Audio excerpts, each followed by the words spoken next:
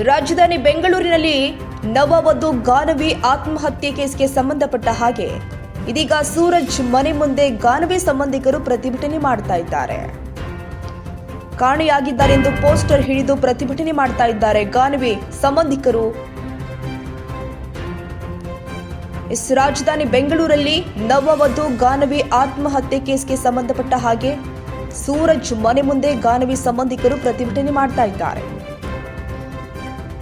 ಗಾನವಿ ಮೃತದೇಹ ನೋಡಲು ಬಾರದ ಪತಿ ಸೂರಜ್, ಗಾನವಿ ಮನೆಗೆ ಮೃತದೇಹ ಕೊಂಡೊಯ್ದ ಪೋಷಕರು,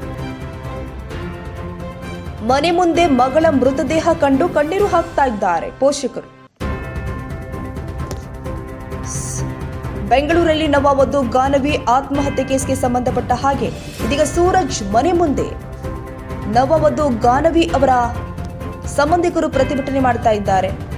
ಕಾಣೆಯಾಗಿದ್ದಾರೆಂದು ಪೋಸ್ಟರ್ ಹಿಡಿದು ಪ್ರತಿಭಟನೆ ಮಾಡ್ತಾ ಇದ್ದಾರೆ. ಗಾನವಿ ಮೃತದೇಹ ನೋಡಲು ಕೂಡ ಸೂರಜ್ ಬಂದಿರಲಿಲ್ಲ. ಹೀಗಾಗಿ ಪತಿ ಸೂರಜ್ ತಾಯಿ ಫೋಟೋ ಹಾಕಿ ಪೋಸ್ಟರ್ ಹಾಕಿ ತಮ್ಮ ಆಕ್ರೋಶವನ್ನ ವ್ಯಕ್ತಪಡಿಸ್ತಾ ಇದ್ದಾರೆ. ಪೊಲೀಸರು ಕೂಡ ಪರಿಸ್ಥಿತಿಯನ್ನ ತಿಳಿಗೊಳಿಸುವ ಕೆಲಸ ಮಾಡ್ತಾ ಇದ್ದಾರೆ. ಸೂರಜ್ ಮನೆ ಮುಂದೆ ಗಾನವಿ ಸಂಬಂಧಿಕರು ಪ್ರತಿಭಟನೆ ಮಾಡ್ತಾ ಇದ್ದಾರೆ. ಕೇಸ್ಗೆ ಸಂಬಂಧಪಟ್ಟ ಹಾಗೆ ಕಾಣೆಯಾಗಿದ್ದಾರೆಂದು ಪೋಸ್ಟರ್ ಹಿಡಿದು ಪ್ರತಿಭಟನೆ ಮಾಡ್ತಾ ಇದ್ದಾರೆ ಗಾನವಿ ಪೋಷಕರು, ಸಂಬಂಧಿಕರು. ಪತಿ ಸೂರಜ್ ತಾಯಿ ಫೋಟೋ ಹಾಕಿ ಪೋಸ್ಟರ್ ಹಿಡಿದು ಪ್ರತಿಭಟನೆ ಮಾಡ್ತಾ ಇದ್ದಾರೆ. ಇನ್ನು ಗಾನವಿ ತಾಯಿ ಮತ್ತು ಸಂಬಂಧಿಕರ ಆಕ್ರಂದನ ಮುಗಿಲು ಮುಟ್ಟಿದೆ. ಸೂರಜ್ ಮನೆ ಮುಂದೆ ಗಾನವಿ ಸಂಬಂಧಿಕರ ಪ್ರತಿಭಟನೆ.